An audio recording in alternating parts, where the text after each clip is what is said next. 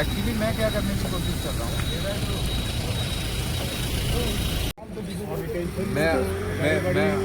मैं ये बात जानता हूँ कि बिना आपके हम कुछ नहीं है। आप हो तो आंदोलन खड़ा होता है, आप नहीं रहेंगे तो कोई चीज़ आगे भी नहीं बढ़ेगी। मैं आपसे बिल्कुल हाथ जोड़कर निवेदन करना चाहता हूँ। मैं 5 दिन से कुछ भी नहीं खाया हूँ, पानी पीकर चल रहा हूँ। मैं वहाँ पर वादा करके आया था, यहाँ पर पानी भी नहीं पीऊँगा, मैंने पानी भी नहीं पिया है यहाँ पर। ठीक है, तो मेरा रिक्वेस्ट है, मुझे उनसे बात करना है और मैं एक बार उनसे बात करूँगा तो तभी मैं कह रहा हूँ मुझे वहाँ करके बात करनी चाहिए। मेरा हाथ जोड़कर हाँ प्लीज़, थैंक यू।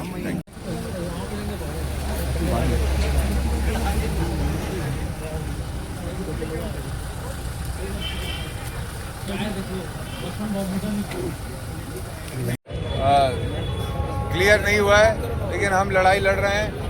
मैं आप सबके माध्यम से ये कहना चाहता हूँ, ये लड़ाई लंबी है। भिलाई का प्राइवेटाइजेशन, भिलाई को बिकने नहीं देंगे। भिलाई हमारा है। हम लोगों ने, हमारे पूर्वजों ने, यहाँ के सब स्थानीय लोगों ने अपनी ज़मीन देकर इस प्लांट को बसाया है और यहाँ पर खून पसीना सबका लगा है। लोगों की कितनी लोगों की मौतें हो गई इस प्लांट को खड़ा करने में, यहाँ तक लाने में। तो हम इसको अडानी, अंबानी, जिंदल, किसी भी प्राइवेट आदमी को देने नहीं देंगे। ये लड़ाई लंबी है। इस लड़ाई में शुरुआती स्तर पर ये सफलता मिली है और बहुत सारे विषय पर जिन पर हमारी सहमति नहीं बनी है, उन विषयों को हम आने वाले समय में आंदोलन के माध्यम से क्लियर करने की लड़ाई लड़ेंगे। पैदल मार्च जो रहेगा वो उसका किधर रहेगा? इस बात का भवन रहेगा कि एमपी का बंगला रहेगा? इस पर हम साथियों से चर्चा करेंगे और उसके बाद तय करेंगे। मैंने कहा है साथियों से चर्चा।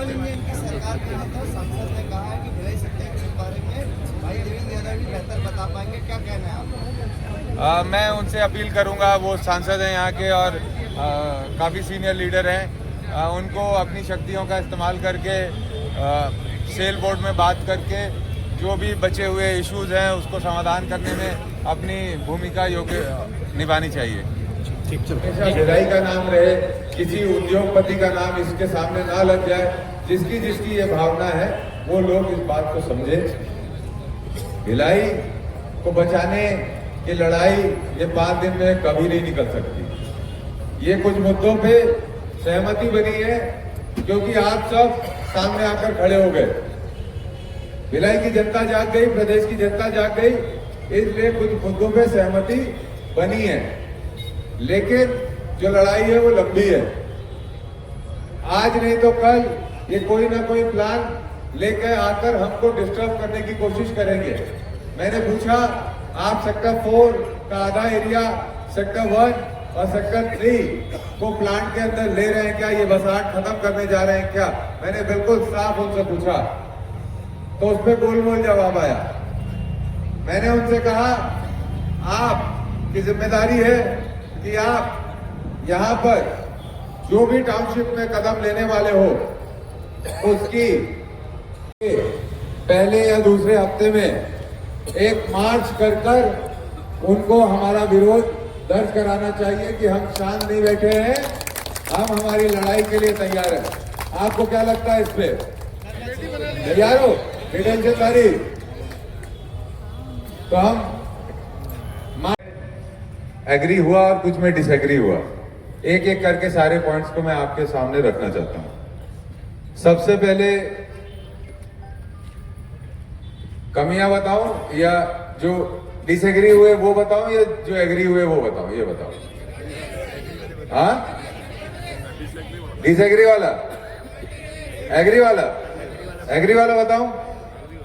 तो चलो एग्री वाला सबसे पहले बताता हूं। आप सबको इस बात की बधाई कि सेक्टर 9 हॉस्पिटल नहीं बिकेगा, किसी को लीज पर नहीं दिया जाएगा।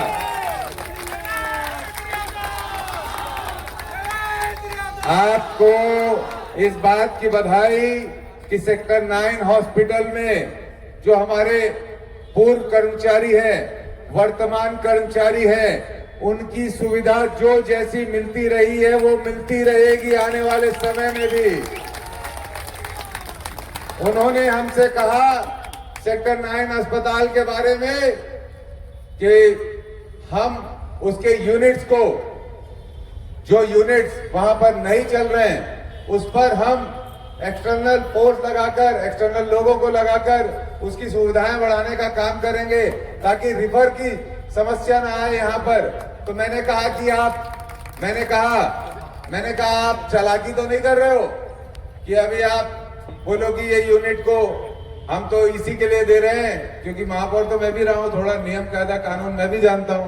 बाकी नियम कायदे कानून के लिए आदरणीय प्रदीप दास जी हमारे विधि सलाहकार मेरे, वो थे ही मेरे साथ पूरी मीटिंग में। तो मैंने कहा ये आप ऐसा तो नहीं करोगे कि आज बोल रहे हो केवल दिल के इलाज का जो डिपार्टमेंट है,